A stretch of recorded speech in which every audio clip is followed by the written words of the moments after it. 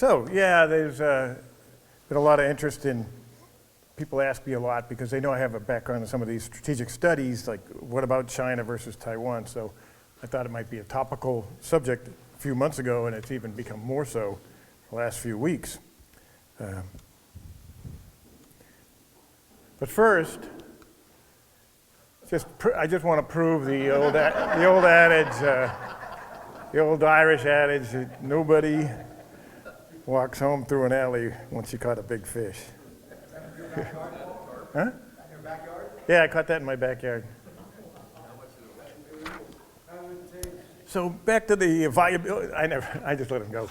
Viability of major assaults, major amphibious assaults, it's not as easy as you might think. And so we're going to do some analysis and check it out. But people ask me, and have been asking me since I was at the War College, do you think that the Chinese will ever do an invasion of Taiwan? And I picked this up, I plagiarized it from my former teaching partner up in Newport. His answer was always, and my answer is always, well, what are they going to do? The million-man swim? So they're probably not going to do that. So I think it's good we do a review of the early development of modern amphibious warfare. We need to describe, analyze examples, historical examples, mostly from World War II. So then we'll be semi-expert on what it takes to do one and the risks involved, and hopefully have a good discussion about whether or not we think China would even ever try to pull one of these things off. One of the things I talk about in the lecture a couple of times, absolutely key, and this is a new form of warfare, is the lessons learned thing. The Marine Corps particularly are really, really big proponents after action. It's like football, what does the NFL team do the Monday after the game? They go back and they look at the video like, what just happened? And they take away the goods and the others, we called it. And, oh, by the way, in the United States Navy, we call it, the amphibious forces are known as the Gator Navy. So I got my Gator Navy hat. I don't want to wear it all day. I did deploy one time with an amphibious readiness group, quite an experience. I did 9 deployments on American aircraft carriers, from Forrestal was my first one to Theodore Roosevelt being my last. But my one experience going out with the Marines and the amphibious group was quite an interesting experience. But anyway, maybe we can have a discussion, figure out if we think they're going to try and pull off one of these operations. And I started to mention about lessons learned. Lessons learned in the military, as we always said, whether it was naval aviation or this, lessons learned are written in blood. So we always take lessons learned, and they represent the strictest rules we have as far as our planning and warfare practices. Military people, it's the most serious, and we try not to do our best to not violate it. But what we see in this study, even historically, with names that we revered, like some of the generals of World War II, they didn't necessarily understand this new type of warfare, made some stupid decisions, got tens of thousands of people killed. First things first, just military assault in general. Now, that's quite challenging, as you can probably imagine. Attacking forces always need to have the preponderance of force. As Clausewitz said, but every other good military commander in history would tell you, defense is the strongest form of warfare. So it's always been kind of the rule of thumb for attackers, you want to have a minimum of 3-to-1 advantage, attackers versus defenders. You need intel on how many defenders there are, and then you need to multiply by 3 what you gotta need. Amphibious assault, even more challenging. Because number one, think about it, what happens if it goes wrong? Retreat where? So amphibious assault's more challenging. Iwo Jima was probably the top ratio. Marines were outnumbered the Japanese at Iwo Jima 5.25 to 1. And even with that, they were nearly thrown back into the sea in the first waves, the first half day of that assault. And it's bloody and risky, like Battle of Saipan. When Marines went ashore at Saipan, the first wave battalions the Marines put ashore took 60% casualties. This is in an era where it was considered 15% casualties, that unit's no longer combat effective. So 60% casualties is absolutely debilitating, but the Marines continue to fight effectively. And it just shows you the tenacity of the Marine Corps, but also the practicality, because the Marines knew, I mean, they figured this out. They were the pioneers of amphibious warfare. They knew, oh man, they'd study it and go, we're looking at 50% casualties in this first wave, and these guys got to keep fighting. So they prepared for that, believe it or not. I mean, it's a hell of a way to command, like, you guys go ashore now. I know I'm going to lose about 6 out of 10 of you. I'm glad I didn't have to make those decisions. But also, coordination of the assault. Coordination is necessary. You need a huge force. Amphibious assault, I would probably want 4 to 5 to 1 minimum, depending on the shore defenses. But you also have to overwhelm those defenders.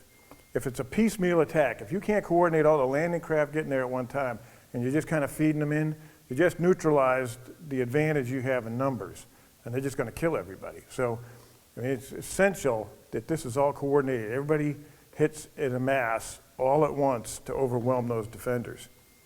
The brutal fact of the matter in assault, but particularly amphibious assault, basically the attacking force has to be large enough to absorb everything the defenders can throw at you, but still have sufficient strength to overcome the defenders.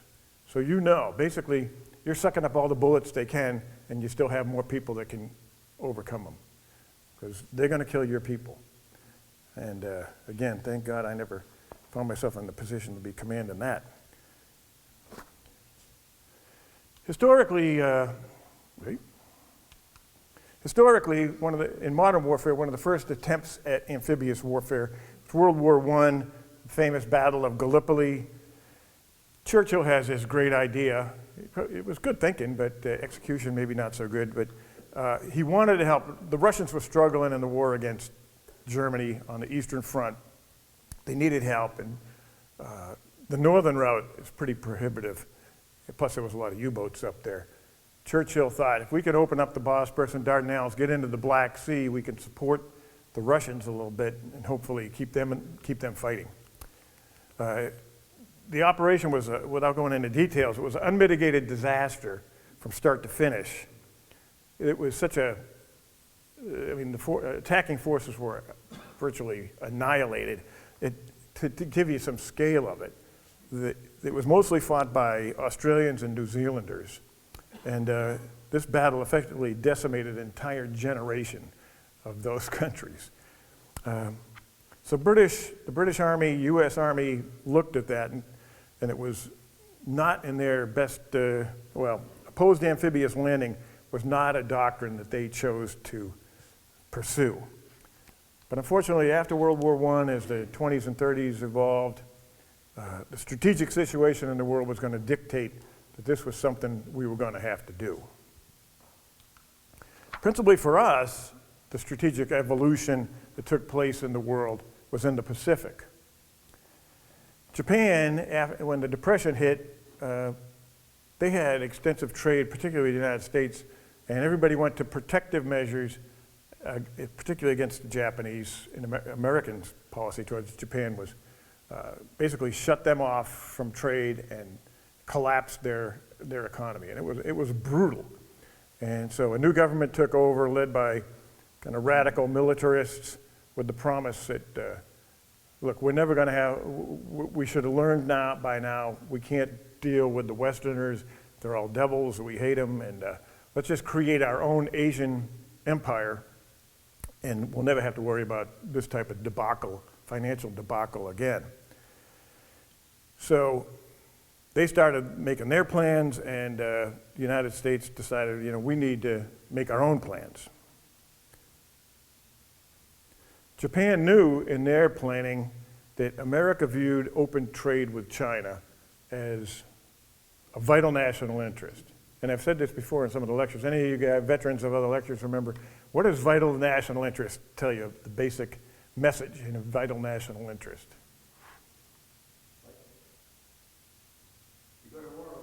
Yeah, you will fight over this, a vital national interest. If you hear that expression from a strategic speaker or study group or whatever, that means something that the country will go to war over. Trade with China, even back in the 20s, was considered a vital national interest of the United States, and Japan knew that. So their plan to create this East Asia co-prosperity sphere was basically they realized we're going to have to take on America over that. And the biggest issue that they faced with their sphere is what was kind of right in the middle of it that got an arrow pointing at it. Yeah, the Philippine Islands. Remember, everybody know the history of the Philippines? Like, politically, who ran the Philippines in the what went? Spain. After them. Yeah, in the Spanish-American War, we took over the Philippines, so it was American territory for quite a while. Americans figured out, we're kind of a bunch of immigrants ourselves. We don't like empires, so let's let them gain their own independence, and off they go. But nevertheless, even at that point in history, we were spinning them off as a new nation. We pretty much were nominally still in control, and there were a lot of U.S. military forces in the Philippines. So Japan knew they had to eliminate that. Well, whether it's true or not, Japan felt like they needed to eliminate the American threat and American presence in the Philippines. The United States, with all this going on, we developed, we have war plans for everything. We've had for decades and decades. But back in those days, 1920s, they had them color-coded. And War Plan Orange was the war plan for the Pacific to go up against the Japanese. The plan envisioned that they were going to attack and invade the Philippines. Our plan then was, and this was quite an arrogant plan, we're going to send a United States Navy surface task force to go to the Philippines, fight and defeat the Japanese blockade around it, and then once we relieved the garrisons in the Philippines at one, then we turn our forces north, go up and take on the Japanese fleet and defeat them in a decisive battle. Sounds easy, right?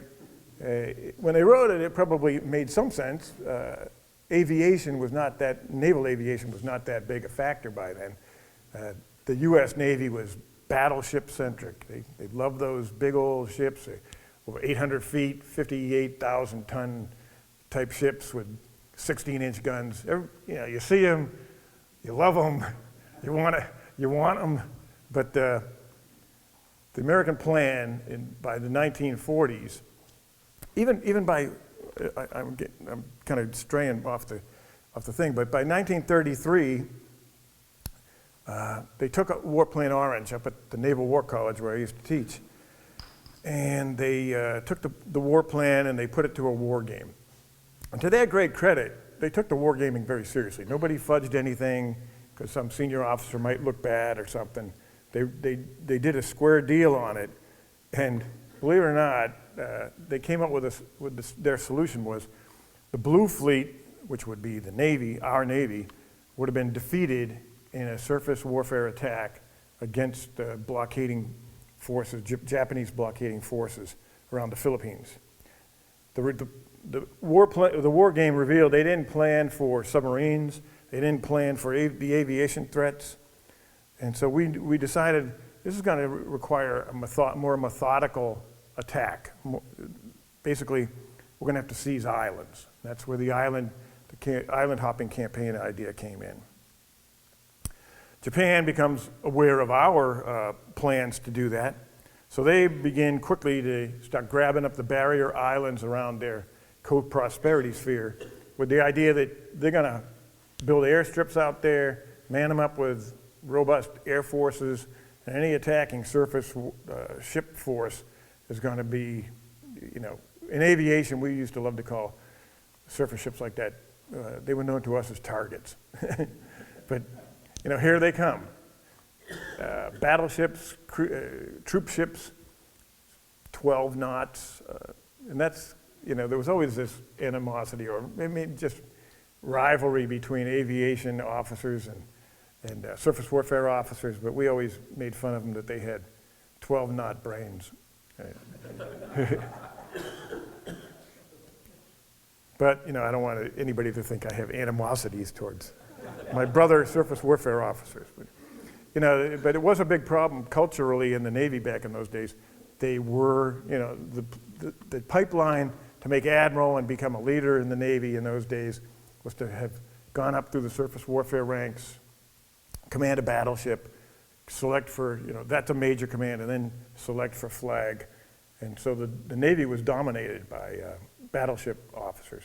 That's why aviation had a hard time getting any influence in the Navy, even up right to the very beginning of the war. And the command structure, I'm really going aside, but that's why the United States Navy was so surprised by Pearl Harbor, because they were run by a bunch of battleship officers that couldn't even conceive that these aircraft carriers could come over and do such a thing. Of course, if the Navy's going to take it on and it's going to be shipped to shore, the Marine Corps is going to do it. So they emerge as the pioneers in large-scale amphibious assault against embedded defenses. And you can see this is an actual picture, one of their first exercises they did once they took on this Warplane Orange and how they were going to conduct the amphibious ops. And just look at the equipment they had. But also keep in mind throughout this discussion of the evolution of amphibious warfare, the United States is in a deep, deep depression. And there's not a lot of assets to go out and spend money on procuring equipment and doing major exercises. The Marine Corps took the Warplane Orange and they knew they needed to develop this new form of warfare. They knew they were going to need huge quantities. Once they studied it, they knew they were going to need huge quantities of specialized equipment that didn't exist. They're going to need thorough joint training, which is unique back in those days. Everybody kind of always did their own thing. The Army's over here, Army Air Force, Navy, Marine Corps, they all did things separately.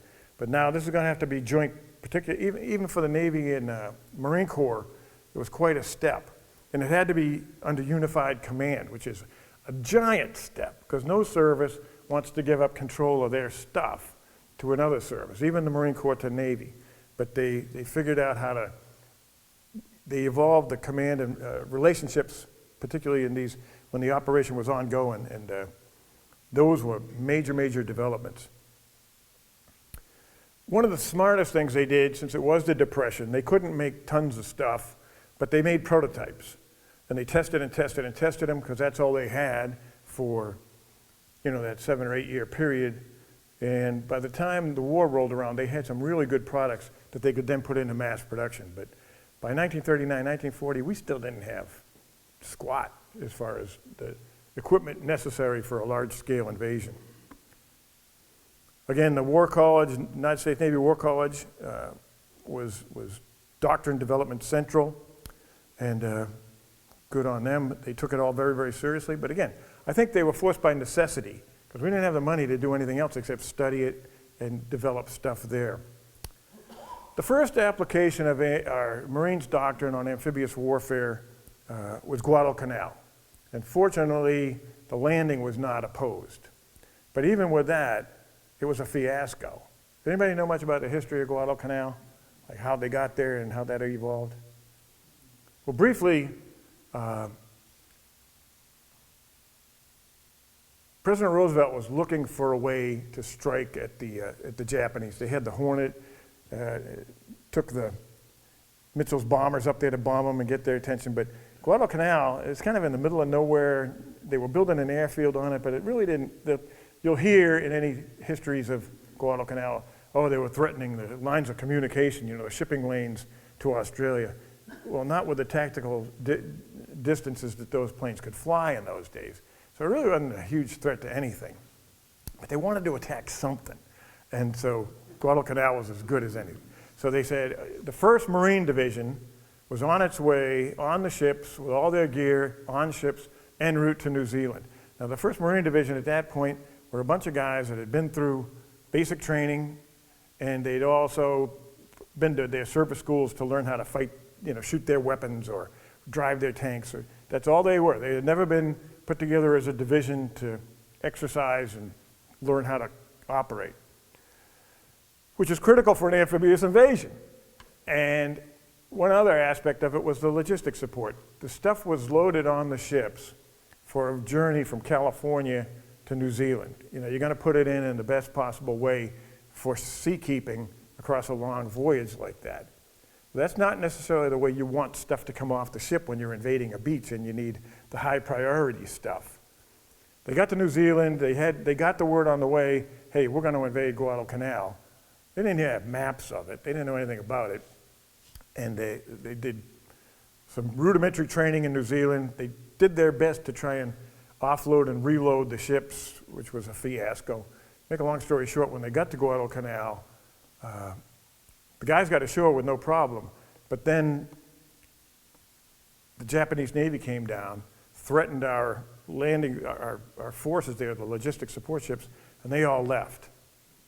And the Marines are sitting on the beach with, pup tents, no ammunition, not much food, and so from the beginning it was a fiasco. But again, it shows you, this is a new form of warfare, but the higher headquarters commanders don't understand. They didn't, you'd have to give them a lecture on the logistics requirements for an amphibious landing, even an unopposed landing. They had no clue. It's just like, get in there and do it. And ultimately that results in lots of Marines getting killed and malnutrition and all kinds of egregious things, fallouts from that.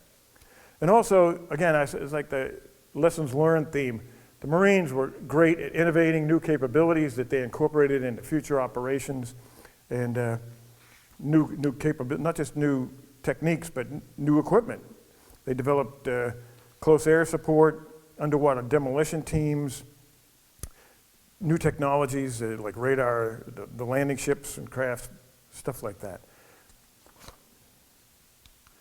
Some of the new stuff looks kind of common to us now, but in those days, this was like, advanced weaponry. Landing craft tanks, other stuff like Amtraks. I got a slide on them, but this stuff is pretty unique.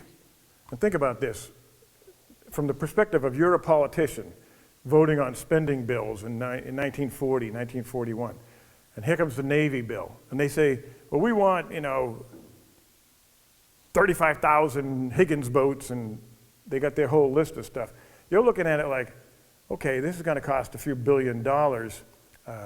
What use are these things other than how many amphibious landings are you going to do in a war? 8, 10, maybe at most. And you're paying billions of dollars for this capability that you're never going to need again. These are not like, okay, like if you build a battleship or a destroyer, that's good to go for as long as you want to maintain that ship. It's going to provide presence around the world and do all kinds of things that warships can do. But not these types of ships or craft. It's of one purpose only, and it's expensive as hell. And when you're done with them, what do you do with them? I don't know. So, you're a politician in 1940, and they say, okay, we want to vote a couple of $1 billion to buy all this stuff, and you're like, oh crap, that's a hard one, especially coming off the Depression.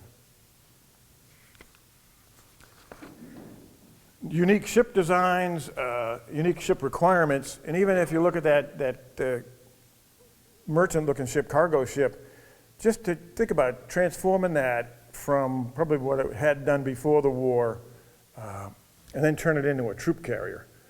You're going to put 3,000 or 4,000 guys on that. You got to configure it for berthing for 3,000 or 4,000 guys. You got to build kitchens, mess facilities for 3,000 or 4,000 guys, and the whole 9 yards. That's a massive undertaking. That's a massive remodeling of that ship. You had to have them because you're not going to send, troopers in Higgins boats or landing craft over hundreds of miles of sea. And again, the real drawback is what other uses are there for these types of ships? Once it's over, that purpose is not going to exist again. Yeah, interesting how they're pretty good at jamming troopers on there. But even with those bigger troop haulers, there's only 3,000 or 4,000 troops on there. You're talking about invasions like Normandy of a scale where you're trying to put 150,000 guys ashore in a matter of hours, maybe days. But think about the capability that you need to do something like that.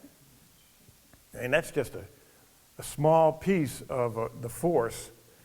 I believe that's a force heading into the Philippines for the invasion at Leyte Gulf.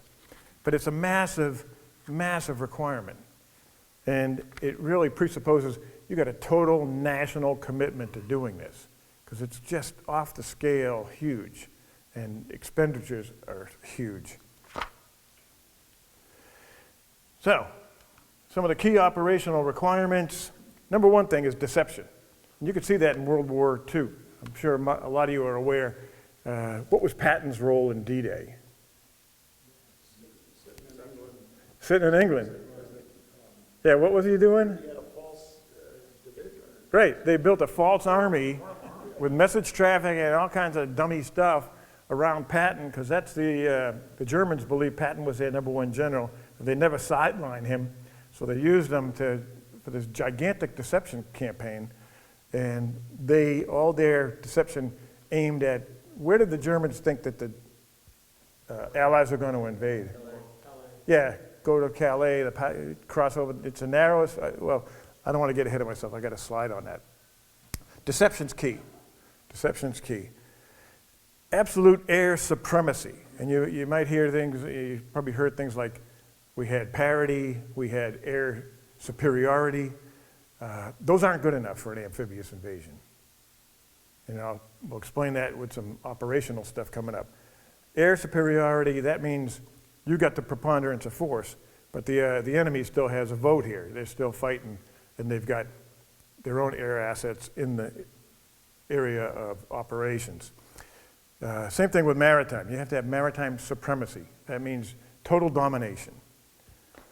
You need enough maritime assets that you can do absolutely decisive shore bombardment. And that, if you're a Marine running ashore, you want everything on that beach blown up 3 times. So you need big guns on big ships that can do that for you and kind of help clear the way.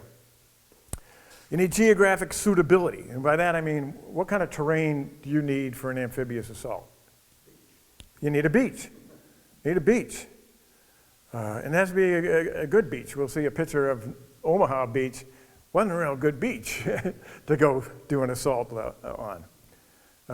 In Army-level operations, which were more Europe-centric, you also need proximity to an industrial port somewhere nearby. Why do you think that is? Yeah. Anybody know what the 3 most important things in warfare are? It's an old Army joke.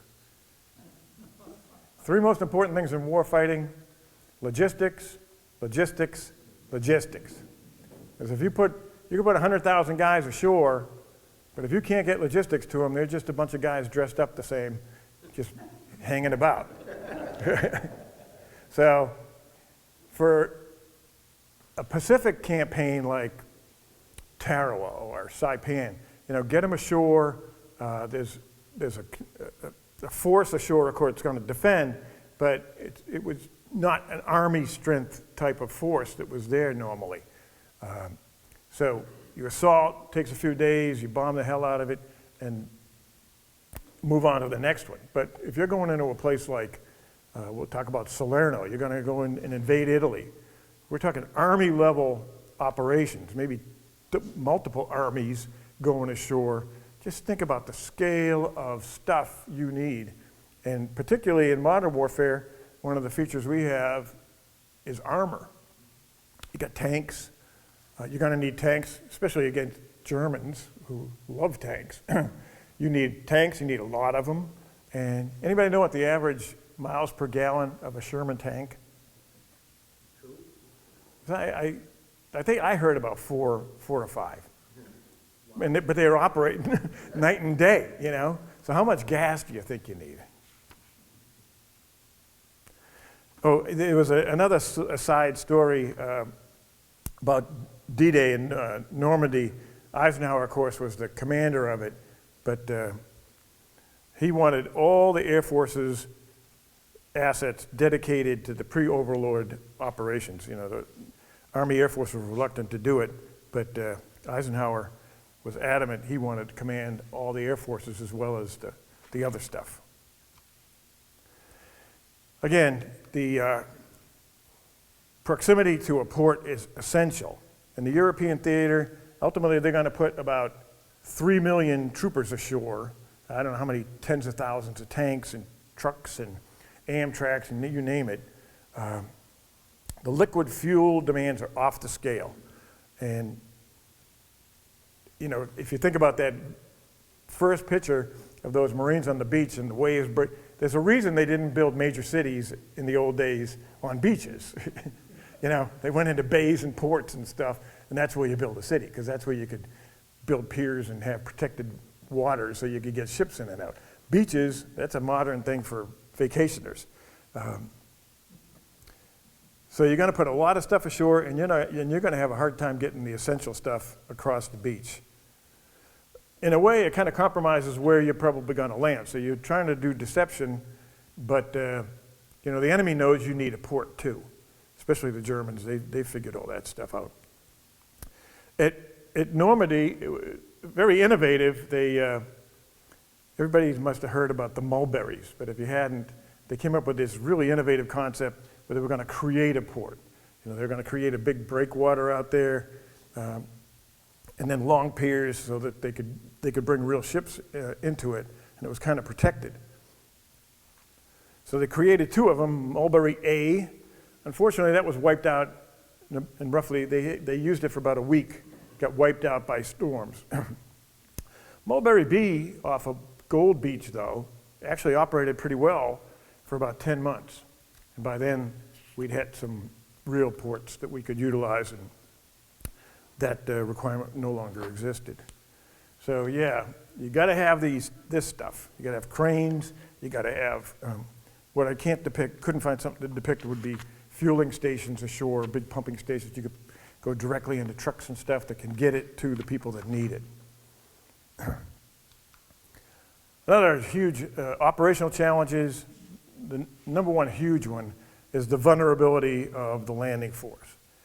You know, from when I was a kid watching war movies, you see these guys trying to cross through waist-deep water and up a beach while getting shot at. And I said, you know, the Navy sounds like a pretty good deal. Atlantic and Pacific operations differed a lot. In the Atlantic, we did amphibious assault. They weren't really assaults, but landings in North Africa and Sicily. They were both unopposed. But to give you an idea of the vulnerability of the landing force, the first opposed landing that they did in the European theater was Salerno in Italy. 9 September, they went ashore. There was roughly 35,000 Germans, and you can see that's a picture from Salerno. The heights above the hill. Italy has some great terrain for defense. It's all rocky, there's crevices and all kinds of good hiding places. And there was 35,000 Germans up in those heights, armed to the teeth, plenty of ammo. And those 35,000 Germans held up the Allied invasion force of about 170,000 for a week, inflicted about 14,000 casualties. On 14 September, so they'd been there for 5 days, the German counterattack almost drove the American Fifth Army back into the sea. And, you know, it was calamitous. Despite air superiority, we had air superiority at Salerno in Italy, but that wasn't good enough because the Germans were getting through. They'd developed a radio-controlled bomb, so they were dropping bombs from altitude, which we didn't think could be done, and they could steer them into ships. So the maritime force out there is getting pummeled and can't support the landing force anymore. And it was nasty. It caused the Allied commanders to seriously consider attempting to withdraw the force. Well, think about that. Under fire, now the reason they didn't do it was so much of the landing equipment had been destroyed in the initial waves that it was too hard. They didn't have enough gear to get them off. So you got like one option here. you know, only one way to go out of this. Salerno, though, was should have been a better lesson learned for the Army. Sometimes I think they're slow on the uptake. But Salerno and the Doctrine of Combined Arms, it was called Operation Avalanche. And I can't emphasize enough, of all the landings we ever did, this was the nearest run thing. It was almost a total failure. We almost got that 100,000 guys slaughtered. From start to finish, it was in serious jeopardy. They were under unrelenting deadly fires from the concealed positions. The German aviation, despite our air superiority, was devastating the maritime force out there that was supposed to be helping it, and required some ad lib. It required some innovativeness.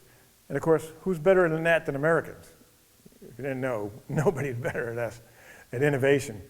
One of the biggest things the Navy did to support this, and really was one of the decisive factors, Navy destroyers actually, in the point of extremis, went into unswept minefields as close to shore as they could get without going aground. Zero, danger close, and with 5-inch guns and visual observers were picking out targets and hammering them with 5-inch ammunition. And they were key to allowing the Fifth Army to preserve its tenuous foothold on the beach. Salerno, though, as I mentioned earlier, Eisenhower demanded for Normandy air supremacy, because Salerno was his lesson learned. Air superiority was not good enough. We were still getting tens of thousands of guys. Mostly the logistic support was being lost. But you just can't afford to lose those naval assets. They're too expensive, they're too important. So Eisenhower's takeaway of the after-action lesson learned stuff was absolutely necessary for air supremacy. And when he was planning Overlord Normandy, the Air Force guys, believe it or not, opposed him. They didn't want to do that. That's not they don't view that as their mission. They didn't want to do it. So there was a big struggle between the senior leadership. Eisenhower literally called Roosevelt and said, I will quit if I don't get command of all these air forces to support this operation. I'm just not going to do it because I can't guarantee the success.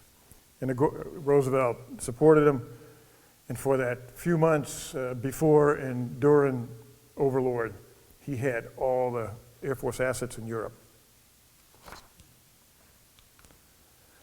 The Pacific Theater was a laboratory for amphibious doctrine. The first 4 Marine landings in the Pacific were unopposed. Tarawa was the first one, first opposed landing. The Marines went ashore at 0900 on 20 November 1943. There weren't that many Japanese there, but they had really good defenses, reinforced concrete pillboxes and stuff of that nature.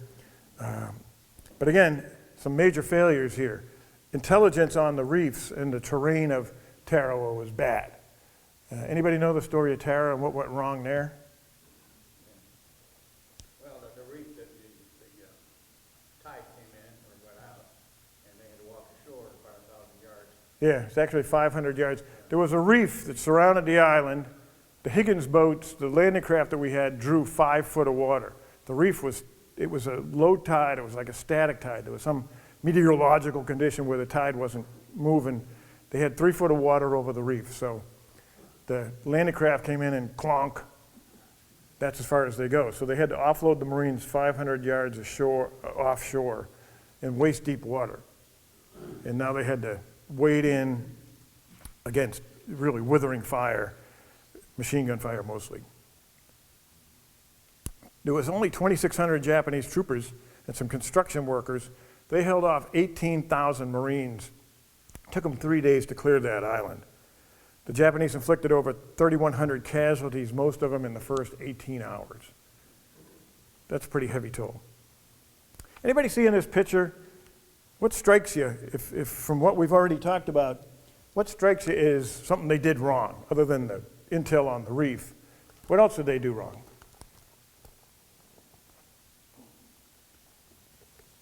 If you're a Marine going ashore, wading 500 yards ashore, getting shot at, you want to see a bunch of trees up there that Japanese troopers are hiding in? What does that tell you they didn't do enough of? Yeah, they didn't do enough shore bombardment. That's their number one lesson learned they took away, other than the intel on the reef. If I'm a Marine that's got to climb ashore and go through all this, what I don't want to see is a bunch of clusters of trees still standing, because that tells me we didn't do enough. And following that, you normally never saw anything standing on a beach that the Marines were assaulting.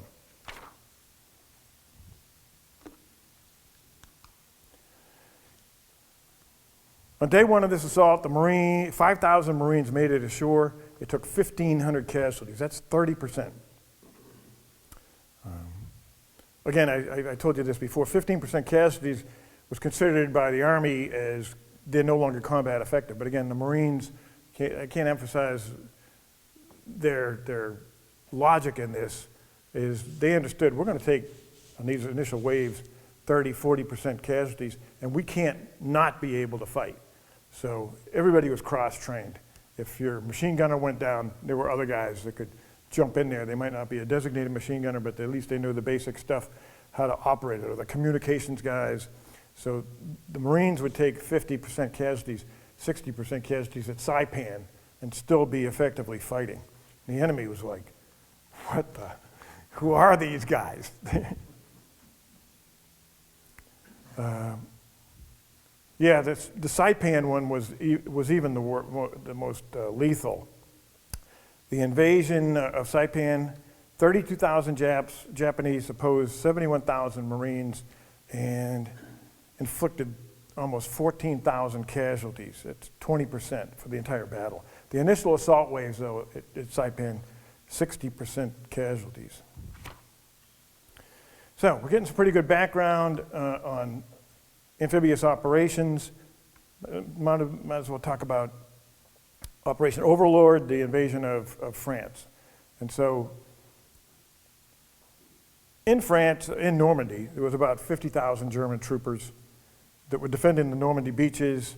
And our plan on the first day or so was to try and get 156,000 troops in.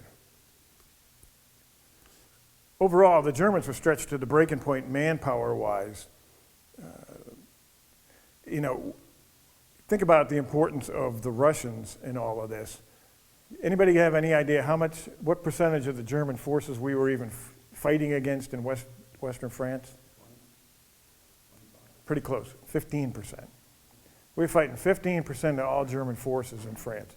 So think about, what if they could have just freed up, 30% of the forces on the Eastern Front and moved them to the Western Front? Anybody have any hopes you're going to get ashore against that? And even Normandy, as we said before, the Germans believe we're going to come across Calais.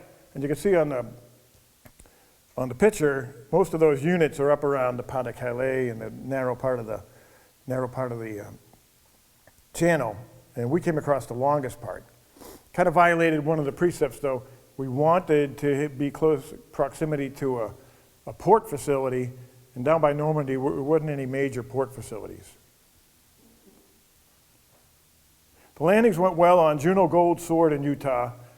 There was 3 airborne divisions involved, and they did a great job doing their mission, securing bridges, crossroads, and that kind of thing. The big idea was to preclude the Germans from reinforcing that area and seal off the German defenders in there so they couldn't get help. The Germans were unable to move also because of Eisenhower's prescient wishes that he had the air forces at his disposal, because leading up to Normandy, the Luftwaffe was annihilated. They had been annihilated by our air forces, and so we had absolute air supremacy. So if a German tank or vehicle pulled out onto a road, there was Allied air everywhere, and they basically couldn't move. So those guys down in Normandy were not about to get reinforced. Omaha was the biggest challenge, and again, it shows that this is a new form of warfare, and even the top commanders didn't get it. You know, one of the problems was one of the worst culprits in this was General Omar Bradley. Bradley was in command of the Omaha Beach thing, and prior to it, you know, in the planning stages of this, General Marshall in Washington had sent a Marine Corps Major General from the Pacific who commanded Kwajalein and Attu and some other operations over there.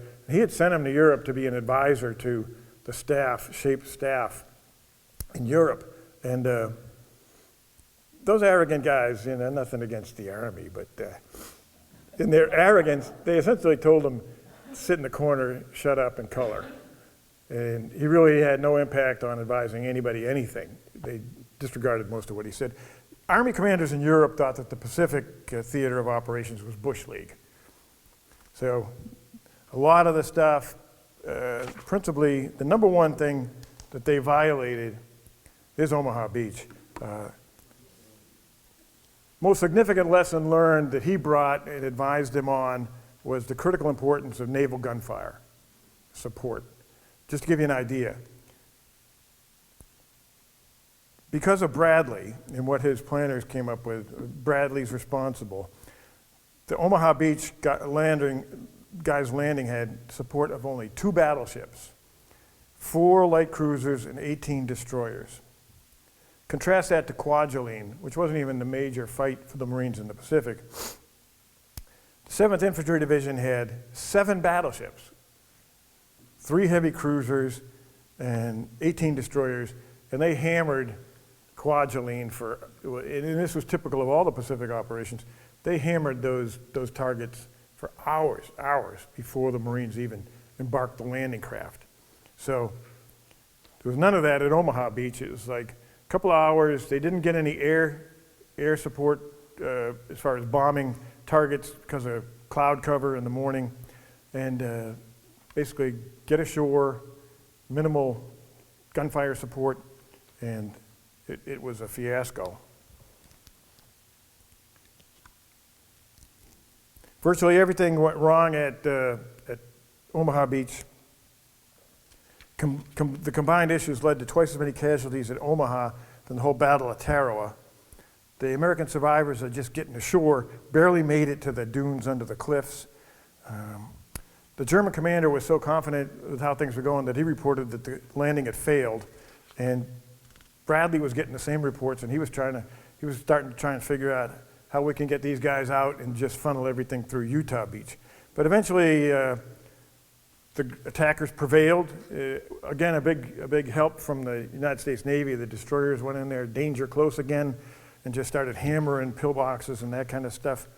And the attackers took things into their own hands on the beach, fought their way up through the draws, and basically encircled the Germans on the beach.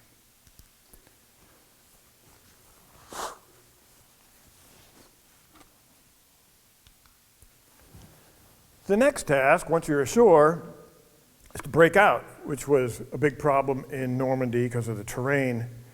Of course, the number one priority, what do you think the number one priority of the landing force now is to do? I can't hear you. Obliterate the Germans, get off the beach. Get off the beach. Okay, you're off the beach. You're breaking out. What's the number one major objective? You got to get a port. You know, they wanted the first port they wanted to get was Cherbourg, but it's not a big port. But even that took a month before it was operational. The Germans fought like hell out on that peninsula, but they wanted Antwerp. That's what you got to have, something like Antwerp, so you can get those liquid stores and all that other logistic stuff ashore efficiently. The mulberries are cool, and it was a great idea, but you ain't getting the gear to them. Within a month of D-Day is 1.4 million Allied troopers ashore. Enormous challenges with the hedgerows and all the other stuff in Normandy. It's perfect for defending troops. Finally, the Allies pushed them out, and by the end of August, Patton is advancing eastward, but if you remember from the famous Patton movie, George C. Scott, they caught up to him and said, hey, you got to stop your offensive. We don't have any gas. Why didn't they have any gas? It's because here we are in August, and we still haven't liberated and captured Antwerp. That's the number one problem that they had. It actually wasn't liberated till early September. But even with that, the waterways, the Scheldt, the waterways leading into Antwerp were controlled by Germans. It wasn't open till November. So, hey, what are we going to do? We're Americans. We're just going to take it? No, let's innovate. They did this Operation Anvil. It's an invasion of southern France. It was virtually undefended. A lot of people argue they should have done this in the first place. But grab up those ports on the Mediterranean coast. Marseille and Toulon, big ports. Cannes and Nice, good ports, not as big as the other two. But they grabbed them up, and it was unopposed. There really weren't German forces between them going from south to north to reach our forces in action, and kind of solved the problem. That was the last big amphibious operation in Europe. And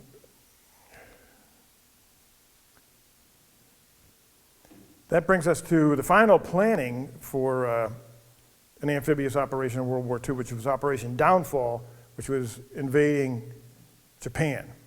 So we're looking at that invasion. We just done Iwo Jima and Okinawa, which were horrific, the way those battles were fought. Japanese specifically were trying to demonstrate, this is how we're going to fight if you think you're coming ashore in Japan. We're going to fight to the last man. We're going to be suicidal. We're maniacs. Try us. And a lot of people think, well, it wouldn't have been that bad. The Japanese were pretty beaten down by then. Is that true? Do they have any troopers left? Yeah. Remember, Japan's number one enemy in World War II was not us. It was who? China. They had over 1 million guys in China. They had artillery, planes, all kinds of stuff in China. And now it's becoming apparent the Americans are coming, so they start bringing that stuff back to Japan. So they had, and they're veteran troops. These aren't knucklehead 15-year-olds that they just grabbed out of school. They got plenty of artillery. They had aviation. There was plenty of kamikazes left, despite what anybody might tell you. The geography of Japan, too, not helpful at all. There are beaches, but they're not good beaches. And so we were very limited in where we were going to be able to land. It was pretty obvious areas to the Japanese. This is where they're coming ashore, because it's the only place they could come ashore. You got to have an industrial port for this level of Operation 2. So the planners on this, Army planners, Allied planners, are working their butts off. And after months of planning, the consensus was, we're not sure we can do this. This is going to be potential for disaster. They can't guarantee success. Luckily, what happened? Atomic bombs. So people, when anybody wants to argue with you, younger people now, they like to argue with you that it was a racist thing, that we dropped atomic bombs. Remember some of these facts and figures. We were looking at in excess of 1 million casualties to invade Japan, and they estimated we'd probably have 10 to 15 million Japanese casualties. So, yeah, as gruesome as atomic bombs are, it's probably the best choice. All right, so now we're all experts on amphibious warfare and the risks and the things you have to accomplish. So let's look at the problems China has, thinking about their proposed or our feared amphibious invasion by China of Formosa. So it's about 100 miles across the Formosa Strait. How good do you think, how easy would it be to do deception of where the Chinese force might land? Zero. What's the difference between 1944 and now? AWACS and satellites. Satellites is probably the big one, yeah. You're not going to get 1 million guys on ships and start transporting them across the Taiwan Straits without somebody seeing it. So you're not going to have the opportunity to do deception. Here's Taiwan. You can see the circled areas are the population hubs. The beaches in the north that could support a major invasion are limited. The best ones are down in the south around, how do you say it, Kaohsiung City. But all the beach access points are heavily defended in Taiwan. And if you can see on the chart there, the photo, it's pretty rugged terrain. There's a lot of mountains and hills. It's kind of rocky, steep valleys. In other words, a defender's paradise. And that terrain would neutralize attackers' advantage in troops and armor. And are the Taiwanese capable? I know it's an eye chart, but just to give you an idea, I guess the big one, just to keep in mind, military personnel, they got almost 1.7 million military personnel. The reserves are 1.5 million of it, but these are good reserves. I mean, if they activated the reserves tomorrow, 400,000 or so are veterans, so they're gonna go right back into stuff that they're very familiar with. The rest of them, Taiwan's not a poor place. They exercise their reserves. They drill all the time. The reserves are good. So when they call up the reserves, they're gonna have a pretty robust 1.7 million fighters. They got plenty of tanks, they got plenty of artillery, they got pretty robust air forces, and they have a small navy, but you know, if they can get out there and get some shots in, think about it. You know, one little patrol boat with a weapon, if he could hit a cargo ship that's not configured for damage control and stuff, that has 5,000 troopers on it, that's pretty good exchange, you know. A little patrol boat for knocking out 5,000 troopers, and that's what an attacker would be looking at. But the war in Ukraine has really alerted them, so they have redoubled their efforts to have the reserves prepared. And they're going to get help from allies. I'm pretty certain America's going to come and become involved. Who knows at what level? But I'd imagine minimal. We're going to have 2 aircraft carrier battle groups with the air wings. And so you're going to have 2 carriers. You're going to have cruisers and destroyers, 8+. You're going to have plenty of submarines, probably minimal 4. There's going to be our U.S. Air Forces there. I couldn't tell you how much. It'd be a guess. But we just concluded a treaty with the PI, the Philippines, for basing, Air Force basing rights in the Philippines. So we're all prepared to bulk this up and have a major footprint in the Western Pacific if this ever goes up. Japan probably, they got a vested interest in this, and they're developing a pretty robust Navy themselves, and I'm sure they would donate something, they put something into this fight. I don't know how much, but it's very, very capable stuff. As a matter of fact, they bought it from us, so it's an Aegis class destroyer system. It's really excellent, state-of-the-art stuff. Possible additional participants is the Philippines and Australia, because they feel pretty much threatened by the Chinese these days too. But you say, well, China's building this big old Navy, I read about it, and they got amphibious capability. And I say, yes, they have built these ships. These are amphibious landing ships. It's like very similar to this LHD, the Bataan. We've got a number of these types of amphibious ships of our own. And I deployed on one, like I told you, and they're very capable, but it's not designed like, okay, we're going to go invade Europe tomorrow. Break the ships out. This, as capable as it is, in our Navy, that type of ship deploys with 2 other lesser capable amphibious ships. It brings on board a Marine Expeditionary Unit, which consists of 2,200 Marines, of which about 1,200 are trigger pullers. The rest are maintainers for the tanks, trucks and stuff, the aircraft, because they got air component with helicopters and Harriers and stuff. So you only got just over 1,000 guys that are actually going to go running around in there. It's great for kind of like a commando operation or something, or if you were using them to go get Osama bin Laden somewhere. It's perfect for that, but you're not invading Europe with 10 of those. The Chinese have 2 of them. They're building a 3rd, but that is not the answer. Because when you start to figure out what's the estimate of how many troopers are going to need to take Taiwan, the lower end of the estimates is 400,000, which I think is ridiculous. to more than 2 million. So I think they're probably going to need somewhere north of 1 million attackers. And then, so we've seen the pictures. What is it going to take to get 1 million fighters across the Taiwan Straits and successfully invade this place with all the other opposition? You know, between the aviation and surface assets that we can put out there, you're going to kill most of them on the way. They're never going to see a beach. You know, like I said earlier, when I was in naval aviation, there were warships and there were targets. You know, and those you're just filling the sea in a consolidated area with zillions of targets. So what are they going to do? And that's where I had an interesting conversation with one of our fellow parishioners. I don't know if I mentioned him earlier, Jason Yergler. He's one of the acolytes.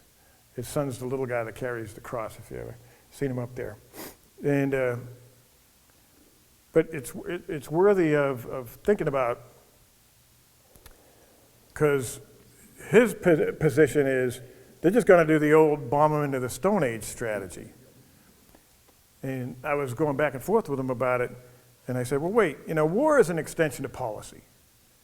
People fight over political reasons. What's the political reason China wants to do this? What's their vital national interest? So that's the first thing you think. Like, that's the way we Westerners think. If you were talking to Jason, Jason would say, yeah, that's what a Westerner would think. We didn't hear what you said, sorry. What's the vital national interest? Why do they want to conquer? You know, do they want to conquer and assimilate the industry? Maybe. Yergler's position, and I've heard this other places, and I put a lot of stock in this, is they need to eliminate an ideological peer competitor. You know, an interesting thing, experience I had back in when I was getting my master's degree at the Army War College. We had a field trip to Washington, and we all had different places. We pulled from a hat, literally, to see where you were going to visit. And I really lucked out, because I get to go hang out with the National Security Council for a couple of days on this field trip. And if you don't know how our defense and intelligence structure is put together, the National Security Advisor is the only guy that can walk in and say, Mr. President, we got a problem. He's the guy that does it. The National Security Council is his staff. So it's filled with like the world's foremost experts in every aspect of a different place, like China. The China desk, you know, that's the world's foremost expert as far as we're concerned on China. And I got to hang out with those guys for a couple of days. And I asked them a lot of questions. The number one security concern, anybody know what the number one security concern of the Chinese is? Energy. Huh? Energy? Energy? Well, I thought there was some discussion about getting energy from the Middle East and Yeah. places. Well, that's important to them. The number one security concern they have, and why they maintain a 100 million man military force. Revolution, a peasant uprising. Because you know, this economic miracle that's taken place has affected about, I don't know, I'd be pulling it out of my butt, but probably 500, 700 million people. There's 1.5 billion people there. There's a bunch of people still eating twigs and pebbles. And the biggest fear that the Communist Party has is one of these days they're going to somehow get organized and turn it all upside down. And the biggest threat they see from Taiwan is these people are looking at Taiwan going, wait a minute, they created this prosperity out there. They didn't have all this communist crap going on and all this suppression and no freedoms and stuff. You know, why can't we have that? And that's Jason's position, and I tend to support a lot of that in a big way. The number one security concern is peasant uprising. Another thing I picked up from the National Security Council, that both the Chinese and Russian desk guys, they put huge stock in historical behavior. China has never been a big expansionist power. What they're doing now is kind of an enigma for the rest of their history. A lot of them, you know, they kind of describe them as, culturally, they're kind of like an adolescent boy just feeling his oats, and you know, they talk loud and say a lot of stupid things. But nevertheless, what's their vital national interest? Well, if you agree with Jason, it's pretty much just eliminate the ideological threat that Taiwan manifests. Yeah, and Paul, that's true, if that's their motivation, then that is a lot more possible, right? Exactly. That's Jason's position. They're just going to annihilate the place. They don't care that they're going to annihilate all that microchip industry and everything else. They just want them gone. And it's going to be a tough one, but they got a lot of stuff to throw at it. You know, they built up a big offensive capability and rockets and so forth to shoot over there. It's certainly nothing to do with their patriotic desire to reunify. That's a bunch of BS. Taiwan was never part of modern China anyway, so this one China stuff is a bunch of crap. When the nationalists evacuated China and got out there, it had been a Japanese colony for about at least back into the 19th century. And so, you know, it was never really a coherent part of China that they would claim some patriotic desire to do it.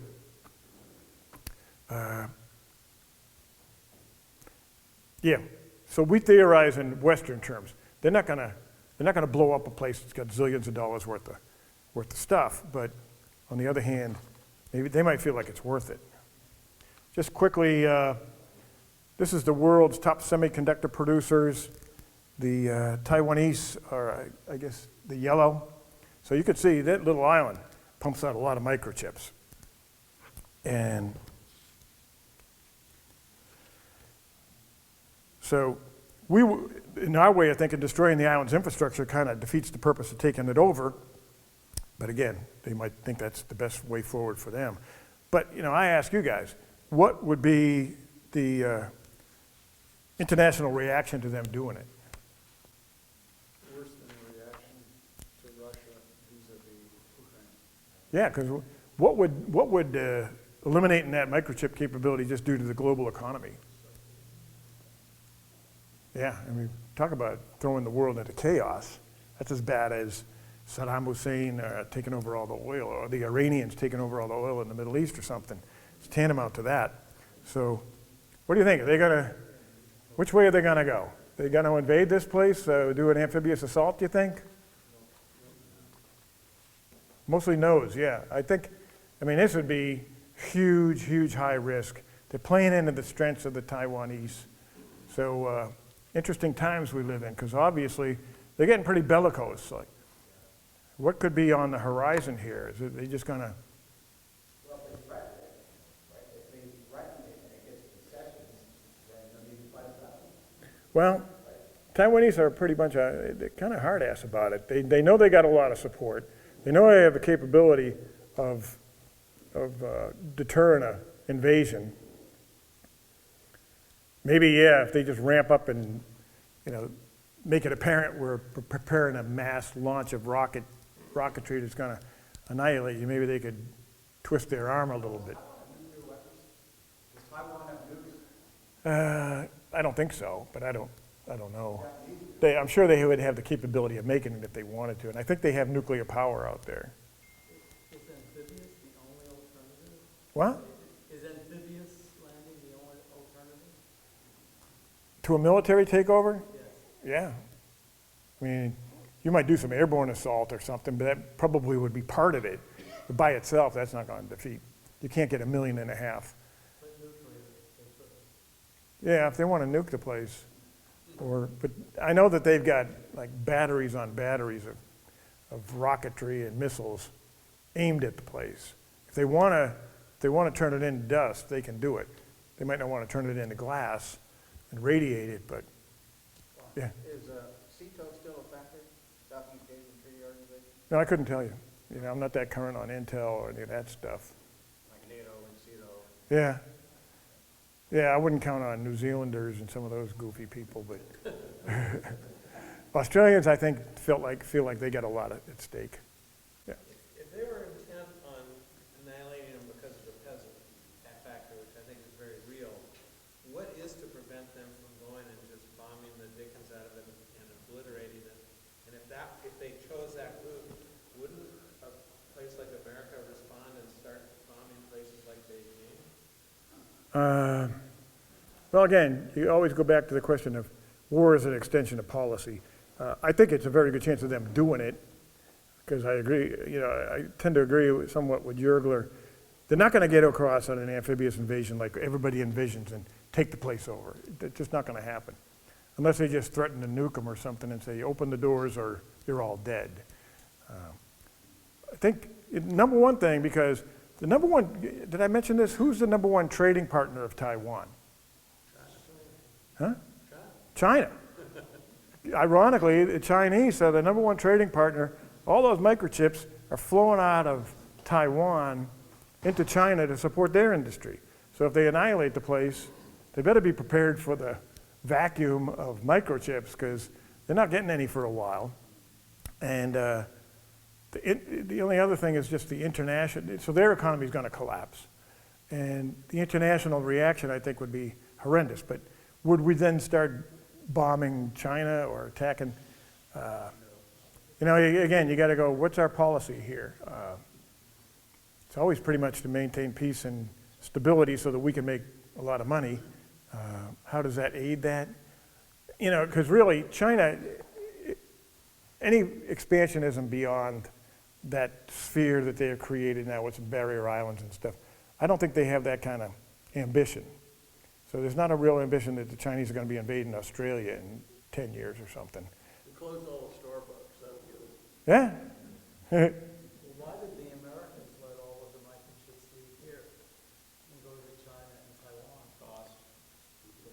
Why do Americans let that stuff happen? I mean, they're an independent country over there or whatever they. No, but we've given up our, look at America.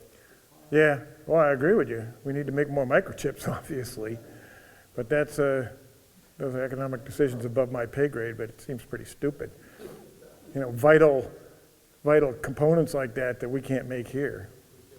What would happen, we have these war games going on over there now, if we had an incident where somebody gets out of control and either by too much aggression, to me it's like two dogs whipping their legs on a fire hydrant, and something could go wrong. What do you think would happen? You mean as far as America, maybe? Yeah, America. Well, I mean, there's never going to be American invasion of mainland Asia. It's never going to happen. If it comes down to nuclear war, the United States has the ultimate capability in the world, principally because of the ballistic submarines we have that are pretty much undetectable, and there's enough capability on those submarines to annihilate every meaningful target in both Russia and China. And that actually was the checkmate point of the Cold War, that finally the Russians said, forget about it. We can't deal with this. They could have nuked us and done the damage they were going to do, and we still had the capability of turning the entire place into glass. So, Do you think North Korea is part of China's strategy? yeah, a lot of what they do, to me, is really kind of, they're an enigma. A lot of it doesn't make sense. I mean, here's their number one trading partner, us, who we all, not to mention we owe them a ton of money, and why are you trying to screw with us? You kind of need us. But again, Yergler would say, see, that's their mentality. They don't care. But Does Japan have nuclear capability? Or, I'm sorry, I don't know. They're talking. I think they could. I think they could have it in short order. They've got nuclear power plants there. They could. It'd be easy to weaponize the plutonium. And they have missile technology that probably could reach anywhere in China. One more question for Mike. Yeah. Totally different subject, but given the situation in Ukraine, how much of our stockpile of weapons do you see being depleted to support that effort? I only know, secondhand, third-hand, really, not from anybody on active duty, because I don't have access to any of that information anymore. But I know they sent a ton of stuff there. And it reminds me, if you recall back in the 70s, the 7 Days War with Israel. Israel initially took some pretty hard hits, and they lost a lot of their armor in the first couple of days of that war. And they literally stripped the armor stuff out of NATO in Europe and sent it there. And it was a good year or so before the American forces in Europe were back up to snuff on how much armor that they took out of there. And I think it's probably about the same thing, because I don't think they're getting that stuff from America. It's probably coming right out of Germany and those forces there. And we sent a lot of stuff to them. All right, Paul, thank you very much. Thank you, sir.